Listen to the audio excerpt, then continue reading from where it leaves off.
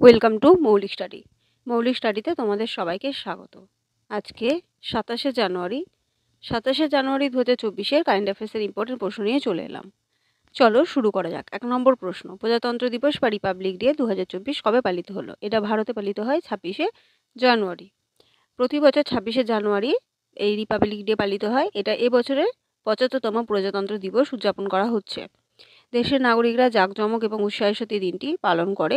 দর্শনীয়, সামরিক, সাংস্কৃতিক প্রতিযোগিতার বৈশিষ্ট্য এই দিনটি 1950 সালে যে ভারতের সংবিধান গ্রহণ করা হয়েছিল তার স্মরণ করে এটা পালন করা হয়। 1947 সালে উপনিবেশিক শাসন থেকে ভারত স্বাধীনতা লাভ করে। তো তারপর থেকে এটা সার্বভৌম রাষ্ট্র হয়ে ওঠে এবং এই 26শে জানুয়ারি প্রজাতন্ত্র দিবস ঘোষিত হয়েছিল। তারপর থেকে এটা প্রতি বছর পালিত হয়ে আসছে 26শে জানুয়ারি। এবছরের থিম হচ্ছে বিকশিত ভারত অ্যান্ড ভারত লোকতন্ত্র কি মাতৃকা। পরের প্রশ্ন 2 নম্বর, আন্তর্জাতিক শুল্ক দিবস বা ইন্টারন্যাশনাল কাস্টমস ডে 2024 কবে পালিত হলো? এটাও 26শে জানুয়ারি পালন করা হলো। শুল্ক বিভাগ সীমান্তের ওপরে পণ্য স্থানান্তরের মসৃণ প্রবাহকে সক্ষম করে। পরিবহনের জন্য নিরাপদ কিনা তা নিশ্চিত করার জন্য লোকেদের দ্বারা গ্রহণ করা প্রতিটি জিনিসপত্র যাচাই করে কাস্টম এজেন্সির ওপর অনেক দায়িত্ব অর্পণ করা আছে এবং তাদের কাজের যে গুরুত্ব সেটা সম্পর্কে সচেতনতা বাড়াতে এই দিবসটি পালিত হয়ে আসছে প্রতি বছর 26শে জানুয়ারি। এবছরের থিম হচ্ছে adaptability and inclusivity in custom practices. পরের প্রশ্ন 3 নম্বর, সম্প্রতি কোন রাজ্যে 14তম অল ইন্ডিয়া পুলিশ কমান্ডো প্রতিযোগিতার আয়োজন হয়েছিল? এটা হচ্ছে অন্ধ্রপ্রদেশে আয়োজিত হয়েছিল। বার্ষিক অল ইন্ডিয়া পুলিশ কমান্ডো কম্পিটিশনের 14তম সংস্করণ 22শে জানুয়ারি 2024 বিশাখাপত্তনমের কাপুল্লুপাড়ায় গ্রেড হাউসে এটা প্রশিক্ষণ কেন্দ্রে শুরু হয়েছিল। সপ্তাহব্যাপী এই প্রতিযোগিতায় 16টি রাজ্যের এলিট কমান্ডো ফোর্স অংশগ্রহণ করেছিল। কমিশনার রবিশঙ্কর ইন্টারস্টেট সহযোগিতায় বৃদ্ধিতে ভারতের শীর্ষ কমান্ডো ইউনিটের দক্ষতা প্রদর্শন করার জন্য এই তাৎপর্যের উপর জোর দিয়ে অনুষ্ঠানের উদ্বোধন তিনি করেছিলেন। অন্ধ্রপ্রদেশ রাজধানী হচ্ছে অমরাবতী। মুখ্যমন্ত্রী ওয়াইএস জগনমোহন রেড্ডি, রাজ্যপাল এস আব্দুল নাজির। ন্যাশনাল পার্ক মৌলিক national park, Namdapha national park. পরের প্রশ্ন 4 নম্বর, সম্প্রতি কোন রাজ্যে বিশ্বের প্রথম ব্ল্যাক টাইগার সাফারি হওয়ার কথা ঘোষিত হয়েছে? এটা হচ্ছে উড়িষ্যাতে। যুগান্তকারী পদক্ষেপে উড়িষ্যার মুখ্যমন্ত্রী নবীন পটনায়ক উড়িষ্যার ময়ূরভঞ্জে শিমলিপাল টাইগার রিজার্ভের কাছে বিশ্বের প্রথম ব্ল্যাক টাইগার সাফারি নির্মাণের পরিকল্পনার কথা জানিয়েছেন। এই অ্যাম্বিসিয়াস প্রকল্পের লক্ষ্য হল পর্যটক এবং দর্শকদের মেলানিস্টিক বাঘ দর্শনের বিরল অভিজ্ঞতা প্রদান করা। সাধারণত কালো বাঘ নামে পরিচিত এই বাঘটি উড়িষ্যার শিমলিপাল উদ্যান অরণ্যে দেখা গেছে। উড়িষ্যার রাজধানী ভুবনেশ্বর মুখ্যমন্ত্রী নবীন পটনায়ক, রাজ্যপাল professor GL Mathur. National park Nandankanan zoological park, Simlipal national park. পরের প্রশ্ন 5 নম্বর, সম্প্রতি কোন শহর স্বচ্ছ সার্ভেক্ষণ 2023-এর পরিচ্ছন্নতার ক্ষেত্রে 5ম স্থান অর্জন করেছে? এটা হচ্ছে ভোপাল। মধ্যপ্রদেশের রাজধানী ভোপাল। মধ্যপ্রদেশের রাজধানী শহর ভোপাল পরিচ্ছন্নতার দিকে এক উল্লেখযোগ্য অগ্রগতি অর্জন করেছে।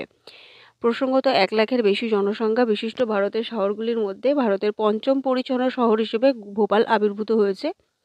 ভোপাল মিউনিসিপ্যাল কর্পোরেশনের অবিরাম প্রচেষ্টার ফলে ভোপাল 2022 সালে 6ষ্ঠতম স্থান থেকে এই র্যাঙ্কিংয়ে এক ধাপ উন্নত করেছে এবং 5 স্টার যেটা গার্বেজ ফ্রি সিটি সেই রেটিংটা অর্জন করেছে এবং দেশের সবচেয়ে পরিচ্ছন্ন রাজ্যের রাজধানীতে পরিণত হয়েছে।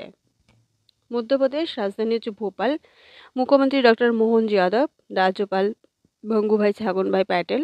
ন্যাশনাল পার্ক হচ্ছে Bandhavgarh national park, Kanha national park, Madhav national park, Mandla national park, Vanvihar national park, Panna national park, Pench national park, Sanjay national park আর সাতপুরা ন্যাশনাল পার্ক। পরের প্রশ্ন 6 নম্বর, সম্প্রতি কোন দেশ বৈদেশিক কূটনীতিকদের জন্য প্রথম অ্যালকোহল স্টোর খুলতে চলেছে? এটা হচ্ছে সৌদি আরব।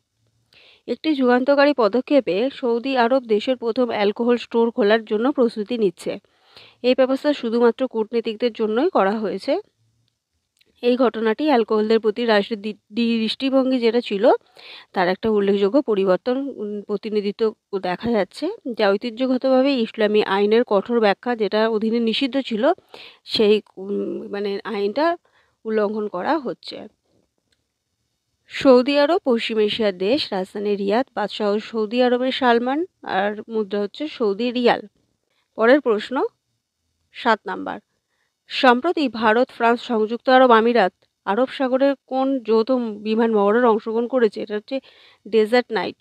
সামরিক সহযোগিতা বৃদ্ধির জোরদার করার জন্য আঞ্চলিক নিরাপত্তা উদ্বেগ মোকাবিলার লক্ষ্যে একটি গুরুত্বপূর্ণ পদক্ষেপে ভারত, ফ্রান্স এবং সংযুক্ত আরব আমিরাতে আরব সাগরে ডেজার্ট নাইট নামে একটি বড় বিমান মহড়ায় অংশগ্রহণ নিচ্ছে।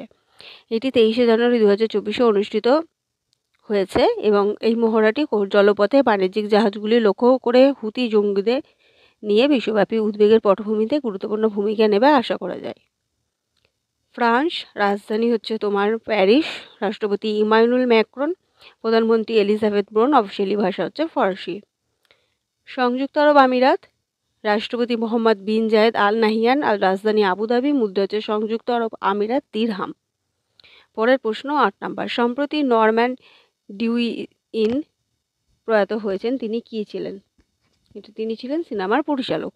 Classic film in the heat of the নাইটের কাজের জন্য তিনি সর্বাধিক পরিচিত এবং প্রশংসিত কানাডিয়ান পরিচালক নরম্যান জেইসন 97 বছর বয়সে তিনি প্রয়াত হলেন।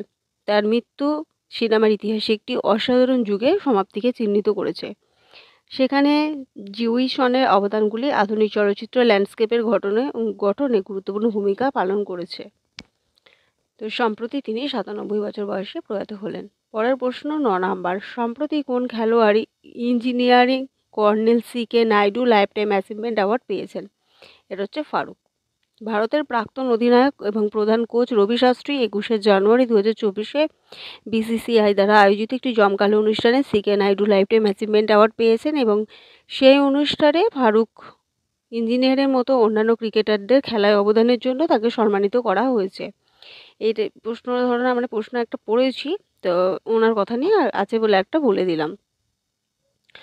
এই Shastri colonel C K Naidu lifetime achievement অ্যাওয়ার্ডে প্রাপ্তির বিষয়ে তিনি বলেছেন যে তার খুব ভালো লেগেছে। তো 4 দশকের দীর্ঘ ক্রিকেটের জীবনের যাত্রায় বিসিসিআইকে ক্রীড়ার অভিভাবক হিসেবে তাকে স্বীকার করেছে। এছাড়া আমরা আগের দিন বলেছিলাম শুভমান গিল তার পারফরমেন্সের জন্য উমরিগার সেরা ম্যানস ইন্টারন্যাশনাল ক্রিকেটারের পুরস্কারও পেয়েছেন। এছাড়া এখানে মোহাম্মদ শামিকে আন্তর্জাতিক ক্রিকেটে তার শ্রেষ্ঠত্বের জন্য স্বীকৃতি দেওয়া হয়েছে।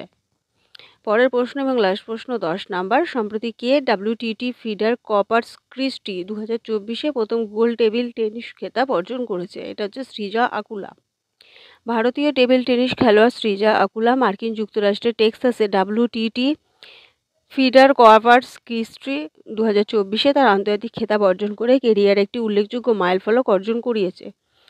25 বছর বয়সী ক্রীড়াবিদ সৃজা সিঙ্গেলস ইভেন্টে তার ব্যতিক্রমী দক্ষতা সংকল্প প্রদর্শন করেছে এবং একটি অসাধারণ জয় তিনি পেয়েছেন। সৃজা আকুলা ফাইনালে তার শক্তিশালী প্রতিপক্ষের মুখোমুখি হয় এবং সেখান থেকে 46 নম্বরে থাকা সৃজা মার্কিন যুক্তরাষ্ট্রে 3বার অলিম্পিয়ার লিলি ঝাংয়ের মুখোমুখি হয় এবং তিনি এই খেতাবটি অর্জন করেছে।